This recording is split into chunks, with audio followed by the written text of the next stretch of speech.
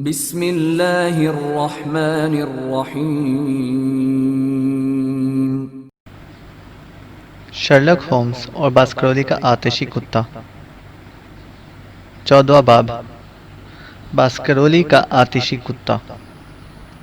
شرلک homes کی فطرت میں ایک نقص، اگر اسے نقص سمجھا جائے، یہ ہے کہ اپنی تجویزوں کو اس وقت تک کبھی ظاہر نہیں کرتا حتیٰ کہ ان کی تکمیل کا وقت آ جائے۔ میں نہیں جانتا اس کی اصلی وجہ کیا ہے۔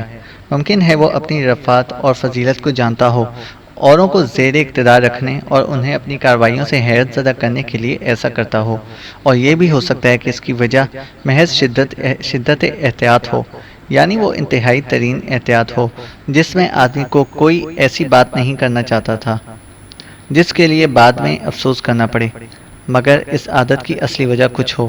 اس سے ان لوگوں کو سخت دقت کا سامنا ہوتا ہے جو اس سے مل کر کام کرنے پر مجبور ہیں۔ خود میں نے بارہا اس کی وجہ سے تکلیف اٹھائی ہے، مگر خدا جانتا ہے ایسی پریشانی کبھی دیکھنے میں نہ آئی تھی جیسی اس رات پیش آئی۔ ہم جانتے تھے کوئی اہم واقعہ پیش آنے والا ہے، اور یہ بھی معلوم تھا کہ آخری اور انتہائی کوشش میں ہمارا دوست جان تک لڑانے سے دریغ نہ کرے گا، مگر بس اس کے آگے کچھ معلوم نہ تھا۔ وہ کیا کرنا چاہتا ہے نہ ہم جانتے تھے، وہ کدھر لے جاتا ہے۔ میرے اپنے دل میں طرح طرح کے قیاسات پیدا ہوئے، مگر یقین واثق کسی بات کا نہ تھا۔ آخرکار جب وہ گاڑی جس پر ہم تینوں کو قوم ٹریسی سے روانہ ہوئے ایک کھلے میدان میں پہنچی اور رات کی سرد ہوا چہروں کو چھونے لگی تو تنگ سڑکوں کے دونوں جانب وسیع و عریض ویرانے کو دیکھ کر معلوم ہوا کہ پھر اسی کچھار میں آ پہنچے جہاں سے دن کو روانہ ہوئے تھے۔ یہ معلوم کرنے کے بعد میرا خون جوش بیتابی سے ابلنے لگا، کیونکہ گھوڑوں کا ہر قدم اور پہیوں کا ہر چکر ہمیں اس مقام کی طرف لے جاتا تھا جہاں اس ناٹک کا آخری سین ظہور میں آنے والا تھا۔ ہم لوگ ایک کرائے کی گاڑی پر سوار تھے، اور چونکہ گاڑی بان ساتھ تھا اس لیے راستے میں بہت کم گفتگو کا موقع مل سکا۔ دل شوق دریافت سے بے چین تھا، پر دکھاوے کے لیے سرسری باتیں ہو رہی تھیں۔ آخر جب فرینکلینڈ کا مکان بھی پیچھے رہ گیا تو میں نے جانا کہ باسکرولی ہال ہی منزل گاہ مقصود ہے، مگر ہومز نے گاڑی کو ادھر ہی رکوا لیا اور ہم وہیں برلپ سڑک کے نیچے اتر گئے۔ گاڑی بان کو کرایہ کی رقم ادا کر کے قوم ٹریسی واپس بھیج دیا گیا اور میری پٹ ہاؤس کی طرف روانہ ہوئے۔ لسٹریڈ، کیا مسئلہ ہو؟ ہومز نے یکایک پوچھا۔ پستہ قد سوراخ رساں کے لبوں پر مسکراہٹ پیدا ہو گئی۔ کہنے لگا، جب تک میرے بدن پر پتلون اور پتلون میں جیب ہو تب تک میں اپنے بہترین رفیق کو اس میں چھپائے رکھتا ہوں۔ بہت خوب، میں اور واٹسن پہلے سے ہر ایک کی ضرورت کے لیے تیار ہیں۔ مگر ہومز، آپ نے اب تک یہ نہیں بتایا کہ معاملہ کیا ہے اور ہمیں کیا کرنا ہوگا؟ لسٹریڈ نے پوچھا۔ انتظار، فقط انتظار۔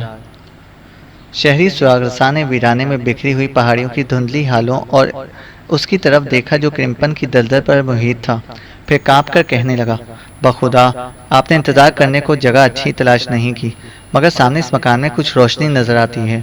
اسی کا نام میری پٹ ہاؤس ہے اور یہیں ہمارا سفر ختم ہوگا، مگر میں درخواست کرتا ہوں کہ آپ لوگ دبے پاؤں چلیں اور اونچی آواز سے بالکل گفتگو نہ کریں۔ ہم گربہ قدم بڑی احتیاط سے اس مکان کی طرف چلتے گئے۔ پہلے خیال تھا ہومز اس پر چھاپا مارنے جاتا ہے، مگر تقریباً 200 گز کے فاصلے پر وہ رک گیا۔ بس ٹھہر جاؤ، اس نے کہا، یہ چٹانیں جو دائیں طرف واقع ہیں ہمارے چھپنے میں خوب مدد دیں گی۔ کیا یہیں انتظار کرنے کا ارادہ ہے؟ بس یہیں لسٹریڈ، تم اس گڑھے میں چھپ جاؤ، اور تم واٹسن ٹھہرو، تم ایک بار اس مکان کو اندر سے دیکھ چکے ہو، تمہیں سب کمروں کا نقشہ یاد ہے۔ اچھا، وہ کھڑکیاں جن کا پٹ بند ہے کس کا کمرے کی؟ اچھا، وہ کھڑکیاں جن کا پٹ بند ہے کس کمرے کی ہیں؟ میرے خیال میں باورچی خانے کی کھڑکیاں ہیں، میں نے سوچتے ہوئے کہا۔ اور جو ان سے پرے غیر معمولی طور پر روشن نظر آتی ہیں؟ وہ کھانا کا کمرہ ہے۔ یہ کھڑکی کھلی ہے، تم بڑی احتیاط سے چل کر اس کے پاس جاؤ اور دیکھو وہ لوگ کیا کر رہے ہیں، لیکن خبردار ان کے دل میں شبہ پیدا نہ ہو کہ کوئی انہیں دیکھ رہا ہے۔ میں نے جچے ہوئے قدموں سے چلتا اس نشیب دیوار کے پاس گیا جو مکان کے باہر مختصر باغیچے کے گرد بنی ہوئی تھی، اور اس کے سائے میں ایسے مقام پر چھپ کر کھڑا ہو گیا جہاں سے کھڑکی کے اندر کمرے کا ہر حصہ اچھی طرح نظر آتا تھا۔ کمرے میں 2 آدمی تھے، اسٹیپلٹن اور سر ہنری باسکرولی۔ دونوں ایک گول میز کے گرد اس طرح بیٹھے تھے کہ ان کے چہروں کو اچھی طرح دیکھ سکتا تھا۔ ان کے ہاتھوں میں سگار اور سامنے قہوہ اور شراب تھی۔ اسٹیپلٹن جوش کے لہجے میں گفتگو کرتا تھا، مگر میں نے دیکھا بیرونٹ کا چہرہ ستا ہوا اور اس کے انداز سے پریشانی ظاہر ہوتی تھی، شاید اس لیے کہ رات کو اس خوفناک ویرانے میں جس کی نسبت اس کے دل میں ہر طرح کے اندیشے پیدا کیے گئے تھے، تنہا پیدل جانے سے ڈرتا تھا۔ یکایک اسٹری پلٹن اٹھا اور کمرے سے باہر چلا گیا۔ سر ہنری نے اپنے گلاس میں کچھ اور شراب ڈالی، پھر کرسی کے پشت پر جھک کر زور زور سے سگار کے کش لگانے لگا۔ میرے کانوں میں پہلے کسی دروازے کے بند ہونے کی مدھم آواز آئی، اس کے بعد ناہموار سنگریزوں پر بوٹوں کے چرچراتے کا شور سنائی دیا۔ بڑے احتیاط کے ساتھ دیوار کے برابر آنکھیں لے جا کر دیکھا تو اسٹری پلٹن تھا، جو باغ کے ایک کونے میں چھوٹے سے مکان کے دروازے پر ٹھہرا اور اس کے بعد قفل کھول کر اندر چلا گیا۔ کمرے کے اندر کسی جاندار کے زور زور سے اچھلنے کی آواز سنائی دیتی تھی۔ وہ صرف 1 منٹ اس کوٹری کے اندر رہا، پھر باہر آ کر دوبارہ قفل لگا دیا اور مکان میں ہوتا ہوا اس کمرے میں جا پہنچا جہاں اس کا مہمان سہما ہوا تنہا سگار پی رہا تھا۔ میں بھی کمین گاہ سے نکل کر اس مقام پر تنہا چلا گیا جہاں ہومز اور لیسٹریڈ میری واپسی کے منتظر تھے۔ سارا حال ہومز سے پوچھا۔ وہ عورت کیا اس وقت اس کے پاس نہیں تھی؟ نہیں، خدا جانے کہاں ہے۔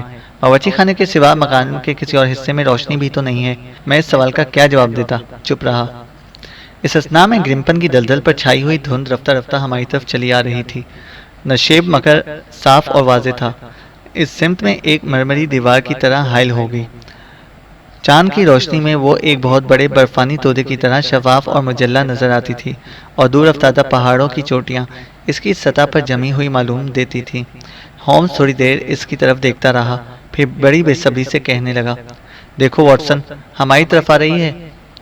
کیا اس سے خطرے کا احتمال ہے؟ اتنا کہ بیان نہیں کر سکتا۔ میں نے اپنی رائے میں سب تیاریاں مکمل کر لی تھی، مگر یہ نہ جانتا تھا ایک غیبی قوت انہیں درم برم کرنے کی تیاریاں کر رہی ہے۔ 10 بج گئے، وہ آتا ہوگا۔ اب ہماری کامیابی اور اس سے زیادہ سر ہنری کی سلامتی کا انحصار اس بات پر ہے کہ اس دھند کے چھا جانے سے پہلے آ جائے۔ رات نکھری ہوئی اور مطلع صاف تھا، آسمان پر بے شمار تارے اور سرد اور چمکیلے جواہرات کی طرح جگمگا رہے تھے، اور آدھا چاند نقرئی چراغ کی مانند دلکش مدھم روشنی پیدا کرتا تھا۔ ہمارے سامنے میری پٹ ہاؤس کی دھندلی عمارت، اس کی ڈھلوان چھتیں اور اونچی چمنیاں فضا میں اٹھے ہوئے سیاہ نظر آتے تھے۔ زیریں کھڑکیوں سے خارج ہونے والی روشنی کی چوڑی لکیریں باغ اور اس سے پرے ویرانے کی حد تک پھیلی ہوئی تھی۔ دفتن ایک ان میں سے مٹ گئی، معلوم ہوا نوکر باورچی خانے سے رخصت ہو گیا۔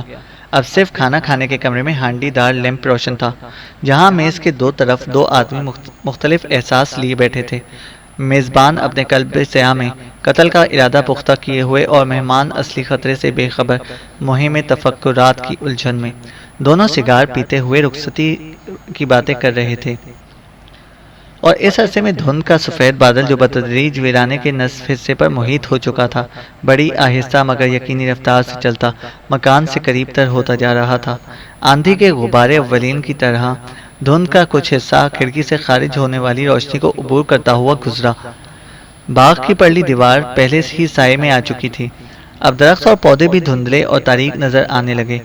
ہمارے دیکھتے ہی دیکھتے دھند کے بخاری ہلکے آہستہ آہستہ چلتے ہوئے مکان کے آخری کونوں تک پہنچ گئے، اور بتدریج اس کے گرد اس طرح ہلکا ڈال لیا کہ سب صرف بالائی منزل اور چھت اس جہاز کی مانند نظر آتی تھی جو کوہر آلود سمندر کی ساکن سطح پر بے حرکت کھڑا ہو۔ ہومز نے بڑی بے صبری سے اپنا ہاتھ چٹان پر مارا اور زمین کو پاؤں سے ٹھوکر مار کر کہنے لگا، اگر وہ پاؤں گھنٹہ تک نہ آ گیا تو سارے راستے پر دھند چھا جائے گی اور آدھے گھنٹے کے عرصے میں ہاتھ کو ہاتھ سوجنا بند ہو جائے گا۔ کیا چند قدم پیچھے ہٹ کر کسی اونچے مقام پر انتظار کرنا بہتر ہوگا؟ اس کے سوا چارہ بھی کیا ہے؟ کسی شکست خوردہ فوج کی طرح ہم اس دھند کے آگے بتدریج ہٹتے حتیٰ کہ مکان سے قریباً نصف میل کے فاصلے پر پہنچ گئے۔ بہت دور حد نگاہ پر دھند کا چمکیلا سمندر چاندنی سے مجلہ اور شفاف برابر آہستگی مگر استقلال کے ساتھ ہماری طرف بڑھا چلا آ رہا تھا۔ دفتن ہومز نے چلتے چلتے رک گیا اور کہنے لگا، ہم بہت دور آ گئے، اب بس یہیں قیام کرنا چاہیے۔ یہ بھی تو نہ ہو کہ وہ ہماری مدد سے پہلے ہی مغلوب ہو جائے۔ اس نے دوزانوں ہو کر اپنا کان فرش زمین پر لگایا اور ہنسنے لگا، پھر بولا، شکر ہے میں اس کے پاؤں کی آواز سنتا ہوں۔ ویرانے میں چاروں طرف سناٹا تھا، اور اس سکوت عظیم میں کسی کے پاؤں کی تیز چاپ صاف اور واضح سنائی دیتی تھی۔ پتھروں کے سائے میں چھپے ہوئے ہم تینوں دھند کے اس کثیف بادل کو، جس کا بالائی حصہ روشن اور زیریں تاریک تھا، بغور دیکھ رہے تھے۔ آواز تیز تر ہو گئی اور دیکھتے ہی دیکھتے وہ جس کا انتظار تھا دھند کے سائے سے اس طرح نکلا جیسے ناٹک سے ایکٹر پردے سے باہر آتا ہے۔ صاف نکلی ہوئی روشنی میں پہنچ کر اس نے خوف و حیرت سے چاروں طرف دیکھا، پھر اسی طرح تیز چلتا اس مقام کے پاس سے گزر گیا جہاں ہم پتھروں کے سائے میں چھپے ہوئے بیٹھے تھے، مگر ہم نے دیکھا کہ وہ تھوڑی تھوڑی دیر بعد اس طرح پیچھے کی طرف دیکھتا تھا گویا سخت پریشان اور بے چین ہے۔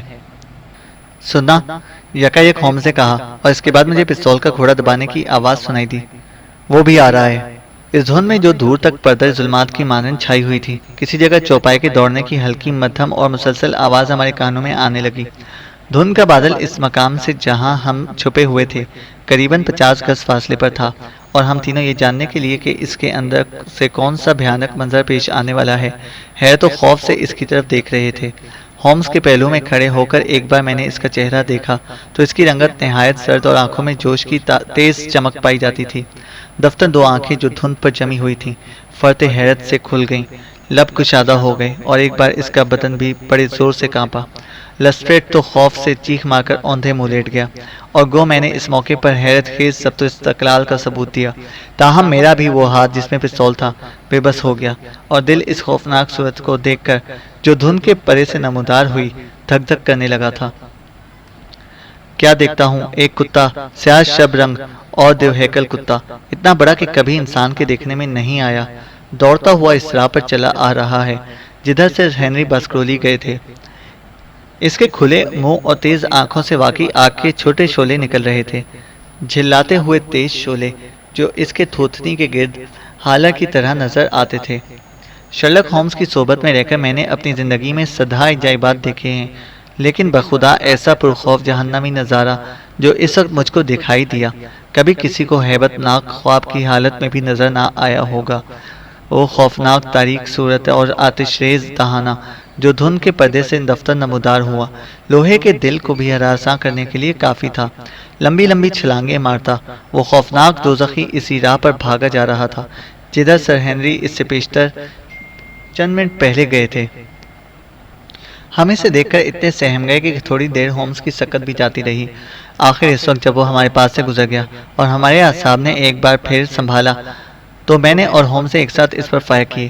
آتشی حیوان کے منہ سے زور کی چیخ نکلی جس سے معلوم ہوا کہ ہماری کم از کم ایک گولی نشانے پر بیٹھی ہے، مگر وہ گولی کھا کر بھی نہیں رکا، اسی طرح دوڑتا سر ہنری کے تعاقب میں چلا گیا۔ ہم نے بہت دور اسی راہ پر بیرونٹ کو دیکھا جو پیچھے مڑ کر اس مہیب کتے کو خوفزدہ نظروں سے دیکھ رہا تھا۔ چاند کی روشنی میں اس کا چہرہ برف کی طرح سفید نظر آیا، دونوں ہاتھ دہشت ہراس سے اوپر اٹھے ہوئے اور آنکھیں بے کسی کے عالم میں اس جہنمی حیوان پر لگی ہوئی تھیں جو چوٹ کھا کر بھی اندھا دھند اس کے پیچھے دوڑا جا رہا تھا۔ مگر اس چیخ نے جو پہلے فائر کے بعد سنائی دی تھی تمام اندیشوں کو جو کتے کی فوق الفطرت ہستی کے متعلق ہمارے دلوں میں تھے آنے واحد میں زائل کر دیا۔ خیال آیا کہ جو حیوان تکلیف محسوس کرتا ہے وہ ضرور فانی ہوگا، اور جسے ہم زخمی کر سکتے ہیں اسے ہلاک کرنا بھی غیر ممکن نہیں۔ میں نے پیدل دوڑنے والوں کو بہت قصے سنے ہیں، مگر خدا جانتا ہے کبھی کوئی آدمی اس تیز رفتاری سے نہ دوڑا ہوگا جس طرح ہومز اس رات دوڑا۔ فائر کی آواز سن کر لسٹریٹ جو بیٹھا تھا کھڑا ہو گیا۔ اب آگے آگے ہومز، اس کے پیچھے میں اور میرے پیچھے لسٹریٹ، اس ترتیب سے ہم کتے کے تعاقب میں دوڑنے لگے۔ سر ہنری کے منہ سے یکے بعد دیگرے کئی چیخیں نکل گئیں جن کے ساتھ ملی ہوئی کتے کے گرجنے کی آواز اتنا ہولناک سما پیدا کرتی تھی کہ میں اسے مدت العمر نہ بھولوں گا۔ ہمارے پہنچتے پہنچتے کتے نے اچھل کر سر ہنری پر حملہ کر دیا اور اسے زمین پر گرا کر گردن جھنجھوڑنے لگا۔ اس کے ایک لمحے بعد ہومز نے پستول کی 5 گولیاں اس کے پہلو میں تہنشین کر دیں۔ دوزخی حیوان نے جان کنی حالت میں ایک آخری چیخ ماری، وہ سر ہنری کو چھوڑ کر ہوا میں اچھلا۔ منہ اور پیر تھوڑی دیر تشنجی حرکات کرتے رہے اور اس کے بعد پہلو کے بل گر گیا۔ میرا دم پھولا ہوا تھا، پسینے سے تر تھا۔ اسی حالت میں جھک کر پستول کی نالی اس کے جھلملاتے ہوئے سر کے پاس رکھ دی، مگر گھوڑا دبانا بے سود تھا کیونکہ کتا ہومز کی گولیوں سے ہی ہلاک ہو چکا تھا۔ اب تک سر ہنری اسی مکان پر تھا جہاں وہ گرا تھا، بے حس و حرکت پڑا تھا۔ ہم نے کالر کھول کر اس کی طرف پھینک دیا۔ پھر دیکھا کہ گردن پر کسی طرح کا زخم نہیں، اور ہم وقت پر پہنچ گئے تو ہومز نے اونچے لفظوں میں خدا کا شکر ادا کیا۔ سر ہنری کے پپوٹے حرکت کر رہے تھے، معلوم ہوا اٹھنے کی کوشش کر رہا ہے۔ لیسٹریڈ کی جیب میں برینڈی کی شیشی تھی، اسے جھٹ بیرون کے منہ میں داخل کر دی۔ اس کے ساتھ ہی دو سہمی ہوئی وحشت آمیز آنکھیں استفہامی نظروں سے ہماری طرف دیکھنے لگیں۔ اف میرے خدا، یہ کیسا خواب تھا، اس نے مری ہوئی آواز میں کہا۔ وہ کون سی ہیبت ناک چیز تھی جو مجھ کو نظر آئی؟ ہومز نے تسلی کے لیے اپنا ہاتھ اس کے دل پر رکھ دیا اور کہا، جو کچھ بھی تھا اس کا خاتمہ ہو چکا ہے۔ وہ روایت جو صدیوں سے آپ کے خاندان میں چلی آتی تھی، آج ہمیشہ کے لیے مٹ گئی۔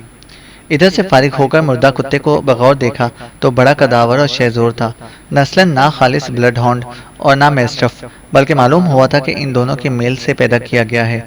دبلا لاغر مگر نہایت تندخو اور اتنا بڑا جیسے شیرنی ہوتی ہے۔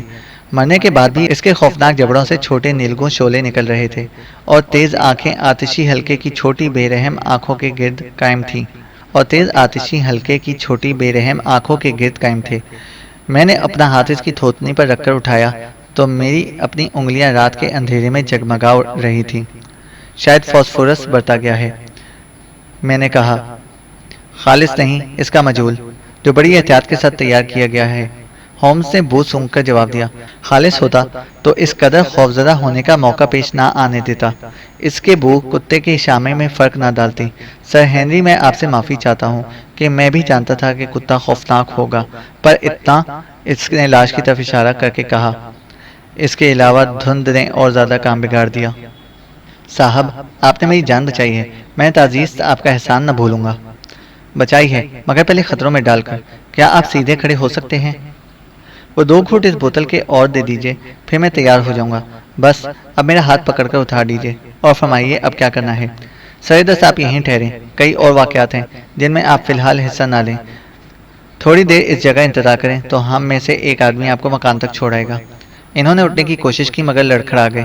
چہرہ اب بھی لاش کی طرح زرد اور بدن زور زور سے کانپ رہا تھا۔ ہم نے ان کو سہارا دے کر ایک چٹان پر بٹھایا اور وہ بچوں کی طرح گھٹنوں میں سر ڈالے کانپتے ہوئے وہیں بیٹھ گئے۔ آپ تھوڑی دیر انتظار کریں، ہومز نے کہا۔ باقی ماندہ کام بہت جلد ہونا چاہیے، کیونکہ ایک ایک لمحہ قیمتی ہے۔ تحقیقات مکمل ہو چکی ہیں، مگر مجرم کو گرفتار کرنا باقی ہے۔ سر ہنری کو چھوڑ کر ہم میری پٹ ہاؤس کی طرف روانہ ہوئے تو رستے میں ہومز نے کہا، مجھے اس کے گھر ملنے کی امید نہیں۔ گولی کی آواز سنتے ہی جان گیا ہوگا کہ بازی ہار گیا۔ کیا عجب، دھند اور فاصلے کی وجہ سے یہ آواز اس کے کانوں تک نہ پہنچی ہو۔ نہیں، وہ ضرور اس کے پیچھے آ رہا تھا تاکہ سر ہنری کے ہلاک ہوتے ہی اس کو واپس بلا لے۔ میرا اندازہ یہ کہتا ہے کہ وہ فرار ہو گیا، لیکن رفع شک کے لیے مکان کے ہر حصے کو اچھی طرح دیکھنا لازم ہے۔ دروازہ کھلا تھا، ہم تیز چلتے ہوئے اندر گئے اور ایک ایک کر کے سب کمروں کو دیکھنے لگے۔ بڈھا نوکر اندازے حیرت سے ہماری طرف گھورتا مگر پوچھنے کی جرت نہ کر سکتا تھا۔ کھانا کھانے کے کمرے میں وہی لیمپ روشن تھا۔ ہومز نے اس کو اٹھا کر مکان کا کونا کونا تلاش کیا۔ ہم سارے مکان میں پھر گئے، پر وہ جس کی تلاش تھی کہیں نظر نہ آیا۔ بالائی منزل پر پہنچے تو خوابگاہ کا دروازہ اندر سے بند تھا۔ کمرے سے ایک مدھم کرا اور سرسراہٹ سنائی دیتی تھی۔ ہومز نے اس مقام پر جہاں دروازے کے اندر کنڈی لگی ہوئی تھی پورے زور سے پیر کی ٹھوکر ماری۔ دروازہ کھل گیا اور ہم تینوں بھرے ہوئے پستول ہاتھ میں لیے دھڑدھڑاتے اندر گھس گئے، مگر خوفناک اور عیار دشمن کا جس کی ہم کو تلاش تھی اس جگہ بھی نام و نشان نہ تھا۔ ہاں، وسط میں ایک ایسا عجیب اور خلاف توقع منظر دکھائی دیا جس سے ہم ششدر رہ گئے۔ کمرہ ایک چھوٹے عجائب خانے کی طرح تھا۔ دیواروں کے ساتھ شیشوں کے دروازے کے ڈیسک رکھے ہوئے تھے اور ان میں بے شمار مچھر، بھنگے اور مردہ تتلیاں بند تھیں۔ وہ چیزیں جن کو یہ خوفناک اور مطلون مزاج آدمی پکڑ کر جمع کیا کرتا تھا۔ کمرے کے وسط میں ایک سیدھا چوبی ستون تھا جو شاید چھت کے کسی گرم خوردہ شتیر کے سہارے کے لیے کھڑا تھا۔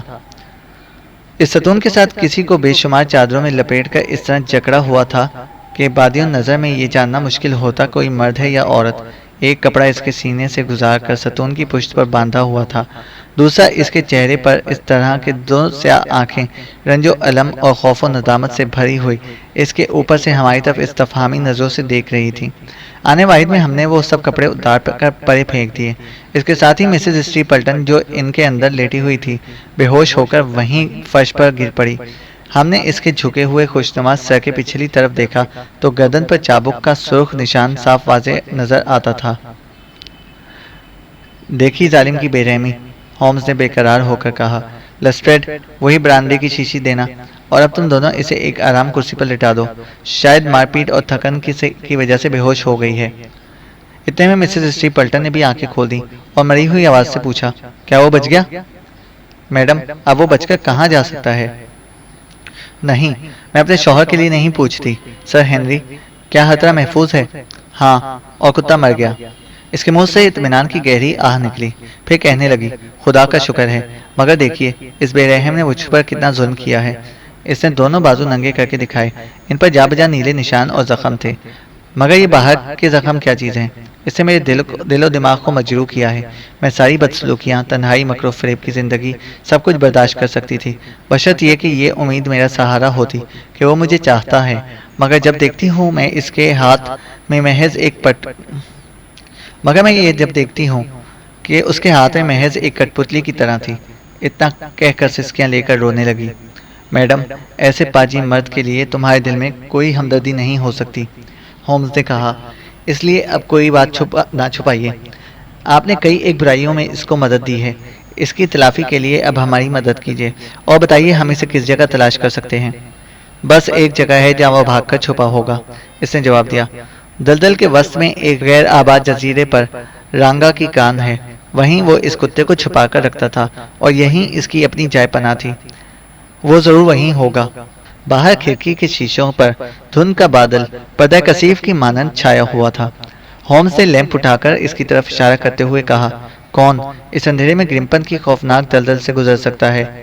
वो यकायक हंसने लगी। वहशियाना मुसरत की छलक इसकी आंखों में थी और लैंप की रोशनी में खुशनुमा सफेद दांत चमकते हुए दिखाई देते थे। कहने लगी, मुमकिन है दलदल से गुजरकर जजीरे तक पहुंच जाए, मगर इसका वापस आना नामुमकिन है। इस अंधेरी रात में वो इन निशानों को कैसे देख सकता है जिनकी मदद से वो दलदल से बाहर आया करता था? हमने मिलकर वो निशान गाड़े थे। काश मैं इनको उखाड़ देती, क्योंकि फिर वो अपने आप के रहम पर होता। जब तक धुंध छाई हुई थी, स्टीपल्टन का ताकुब बेसुध नजर आता था। नाचार लस्ट्रेड को इस मकान पर छोड़ा और हम दोनों सर हेनरी को बास्कोली हॉल ले गए। स्टीपल्टन के इस किस्से को उनसे छुपाना गैर मुमकिन था, मगर जब हमने उनसे इसकी सूरत हाल का बयान किया जिस पर वो सौजान से फरिफ्ता हो चुके थे, तो थोड़ी देर के लिए सख्त बेकरार हो गए। फिर इस सदमे को दिलेरी से बर्दाश्त करके एक आह सर्द खींची, मगर इनके आसाब शिकस्त हो गए थे। सुबह होते होते इस जोर का बुखार हुआ कि सरसाम तक की नौबत जा पहुंची। बहुत दिन डॉक्टर मोर्टिमर के जेरे इलाज रहे। आखिर सेहतयाब हुए तो इतने कमज़ोर थे कि इंतजाम रियासत हाथ में लेने से पहले इनके लिए लंबा बहरी सफ़र तजवीज़ किया गया और कुछ अरसे बाद वो डॉक्टर मोर्टिमर के साथ इस पर रवाना हो गए। मेरी अजीब दास्तान अब करीबुल ख़त्म है। इसे बयान करते हुए मैंने कसदन आप लोगों को इस खौफनाक अंदेशों और मुबहम कयासों में इतना शरीक बनाया था जो अरसे दराज तक मेरी नज़रों के आगे छाए रहे, मगर अब अंजाम वाज़े करने के लिए उजलत और इख्तियार से काम लेता हूँ। अगली सुबह को धुंध हट गई तो हम मिसेस स्टीपल्टन को साथ लेकर दलदल पर गए। इससे हमें वो मकाम दिखाया जिससे गुजरकर जजीरे का रास्ता था। वो हमको दलदल की ठोस ज़मीन, जिसके दोनों तरफ छोटे छोटे निशान बने हुए थे, बड़े शौक से रास्ता दिखाती चली जा रही थी। इसको ठोस ज़मीन के तंग फर्श तक जाना था। हम बड़ी एहतियात से कदम उठाते अंदरूनी हिस्से की तरफ रवाना हुए। दोनों किनारों पर छोटे छोटे निशानात थे और इनकी हदूदे तंग के अंदर इस खौफनाक दलदल के वस्त में, जिसके गहराई का हाल किसी को मालूम ना था, नर्सल के झाड़ों के साथ साथ होम्स और लेस्ट्रेड आगे पीछे चले जा रहे थे। आबी पौधों और घनी झाड़ियों से तेज हैक उठती थी और आबी बुखारात दिमाग में हैजान पैदा करते थे। सहवन एक पाँव भी इधर उधर हो जाता तो रातों तक इस नर्म स्याह दलदल में फंस जाते, जिसकी हल्की सी लहरें थोड़ी दूर जाकर ख़त्म हो जाती। ठोस ज़मीन इतनी लेजदार थी कि कदम उठना मुश्किल हो रहा था। ये मालूम होता कोई नादीदा शैतानी हाथ जोर से पकड़कर इस भयानक दलदल की खौफनाक गहराई में ले जाना चाहता है, जिसमें एक बार गर्क होकर क़यामत तक निकलना मुश्किल था। सिर्फ एक जगह इस तरह का निशान नज़र आया जिससे मालूम होता था कोई आदमी हमारे आगे इस खतरनाक रास्ते से गुजरा है। एक तरफ दलदल में उगे हुए झाओं के साथ कोई चीज़ बरंग स्याह अटकी हुई नजर आई। होम्स इसको पकड़ने के लिए झुका तो कमर तक कीचड़ में गिर गया। فی الحقیقت اگر ہم دو آدمی مل کر کھینچنے کے لیے پاس نہ ہوتے تو شاید وہیں ان کا قصہ تمام ہو جاتا اور دنیا شرلک ہومز کے آئندہ کارناموں کے لیے ترس جاتی۔ یہ ایک کالا بوٹ تھا جس کے اندر کارخانے کا نام میسرز ٹورنٹو چھپا ہوا تھا۔ ہومز نے اسے دیکھتے ہوئے کہا، چیز ایسی تھی جس کے لیے یہ ناپاکی خوشی سے برداشت کی جا سکتی ہے۔ یہ ہمارے دوست سر ہنری کا وہی کھویا ہوا بوٹ ہے جس کے لیے بہت دن سرگرداں رہے تھے۔ شاید اسٹری پلٹن بھاگتے وقت اس کو یہاں پھینک گیا۔ جب اسے کتے کو سر ہنری کے پیچھے لگایا تو یہ بوٹ اس کو سنگھانے کے لیے پاس تھا، مگر اس کے بعد جب گولیوں کی آواز سنائی دی اور معلوم ہوا کہ سارا کھیل بگڑ گیا تو گھبراہٹ میں بوٹ کو اسی طرح ہاتھ میں لیے دلدل کی طرف دوڑا۔ کم از کم اس مقام تک اس کا بحفاظت آنا یقینی ہے، مگر آگے کا حال کچھ معلوم نہ ہو سکا۔ قیاس جانتا تھا کہ انجام کیا ہوا، پر تحقیق عاجز تھی۔ اس نرم دلدلی زمین میں جہاں دبی ہوئی مٹی بہت جلد اپنی اصلی سطح پر آ جاتی ہے، نقشے پر تلاش کرنا غیر ممکن تھا۔ لیکن جب ہم جزیرے کی ٹھوس زمین پر پہنچے اور مشتاق نظروں سے پاؤں کے نشانات ڈھونڈنے لگے تو وہاں بھی اس کی موجودگی کا کوئی سراغ نظر نہ آیا۔ پھر بھی اگر آثار سے حقیقت معلوم کرنا ممکن ہے تو میرے خیال میں اس یادگار رات کو جب اسٹری پلٹن دھند کی پرواہ نہ کر کے اس دلدل کی طرف دوڑا تو اندرونی جزیرے کی جائے پناہ تک نہ پہنچ سکا۔ گرمپل کے اس وسیع اور خوفناک جنگل کے وسط میں کسی مقام پر یہ سنگ دل اور بے رحم شخص آج تک دفن ہے۔ نرم کیچڑ نے اسے اپنے اندر جذب کر لیا اور وہیں اس کی ناپاک ہستی کا خاتمہ ہو گیا۔ دلدل سے گھرے ہوئے اس ویران جزیرے میں ہم نے کئی ایسے نشانات دیکھے جن سے معلوم ہوتا تھا کہ وہ اپنے وحشی مددگار کو چھپایا کرتا تھا۔ ایک بہت بڑا پہیا اور ایک شگاف جس کا نصف حصہ کوڑے کرکٹ سے بھرا ہوا تھا۔ یہ چیزیں ترک کی ہوئی رانگا کے کان کا سراغ مہیا کرتی تھیں۔ پاس ہی ان جھوپڑیوں کے کھنڈر تھے جہاں کسی زمانے میں کان کے مزدور رہا کرتے ہوں گے، مگر وہ بڑھتی ہوئی دلدل کی وجہ سے کسی طرف کو چلے گئے۔ انہیں شکستہ جھوپڑیوں میں سے کسی ایک کے اندر کھونٹے سے بندھی ہوئی لوہے کی زنجیر اور بکھری ہوئی ہڈیاں ثابت تھیں کہ دو ہیکل کتے کو اس جگہ باندھ کر رکھا جاتا تھا۔ ایک کونے میں ہڈیوں کا پنجر نظر آیا جس کے ساتھ چند بھورے بال لگے ہوئے تھے۔ یہ کسی کتے کا پنجر ہے، ہومز نے اسے دیکھ کر کہا۔ معلوم ہوتا ہے یہ گھنگریالے بالوں کا کوئی اسپینیل کتا تھا۔ بیچارہ مورٹیمرز اب وہ اپنے عزیز کتے کو پھر زندہ نہ دیکھے گا۔ واٹسن، اب کون سا راز قابل دریافت رہ گیا ہے؟ یہ اسٹری پلٹن اپنے کتے کو یہیں چھپا کر رکھتا تھا، مگر اس کی آواز بند کرنا چونکہ غیر ممکن تھا، اس لیے وہ خوفناک آوازیں کبھی کبھی سنائی دیتی تھیں جن کی بدولت دیہات کے لوگ شیطانی کتے کے قائل ہو گئے تھے۔ اوقات ضرورت میں وہ اس کتے کو میری پٹ ہاؤس میں بھی رکھ سکتا تھا، مگر شاذ حالتوں میں بھی وہ انتہائی مجبوری کے وقت، کیونکہ اس جگہ افشا کا خوف دامنگیر رہتا تھا۔ ایسی جرت صرف ان موقعوں پر کی جاتی تھی جب کوئی آخری اور انتہائی کوشش عمل میں آنے والی ہو۔ اس ٹین کی ڈبے میں جو لئی سی نظر آتی ہے غالباً یہی وہ مرکب ہے جسے وہ کتے کے منہ اور آنکھوں کے گرد مل دیتا تھا۔ شیطانی کتے کی روایت سننے کے بعد اس نے یہ طریقہ اختیار کیا کہ نکلی پر اصل کا گمان ہو۔ غریب سر چارلز نے اسی کتے سے ڈر کر جان دی اور بدنصیب سلڈن بھی اگر اسے دیکھ کر چیخیں مارتا ہوا اندھا دھند دوڑا تو یہ امر باعث حیرت نہیں ہو سکتا۔ سر ہنری طبعاً بہت دلیر ہیں، مگر اس آتشی کتے کو دیکھ کر وہ بھی گھبرا گئے، اور میرے خیال میں ان کی بجائے کوئی اور شخص ہوتا تو وہ اندھیرے میں اس طرح کے خوفناک حیوان کو اپنے تعاقب میں دوڑتا ہوا دیکھ کر ضرور ڈر جاتا۔ اسٹری پلٹن کی یہ چال نہایت عیارانہ تھی، کیونکہ اس کے ذریعے سے نہ صرف وہ اس شخص کو جس کی ہلاکت منظور ہو سہما کر مار سکتا تھا، بلکہ اگر کوئی شخص اس کتے کو اتفاقاً ویرانے سے گزرتے ہوئے دیکھ لیتا وہ یہی سمجھتا کہ وہ شیطانی کتا ہے جس کی روایت قدیم سے خاندان باسکرولی میں چلی آتی ہے۔ تحقیق کی فرصت نہ کسی کو تھی، نہ کسی نے کی۔ بہرحال واٹسن، یہ بات میں نے لندن میں بھی تم سے کہی تھی، اور پھر میں کہتا ہوں کہ مجھے اپنی زندگی میں بھی اتنے خطرناک آدمی سے مقابلے کا موازنہ نہ ملا ہوگا جتنا وہ تھا، وہ جو اس جگہ دائمی نیند سوتا ہے۔ یہ کہتے ہوئے اس نے اپنا بایاں بازو سبز رنگ کی اس وسیع دلدل کی طرف پھیلایا جو دور تک بچھی ہوئی اور حد نکاح پر کچھار کے ویرانے پر ملی ہوئی نظر آتی تھی۔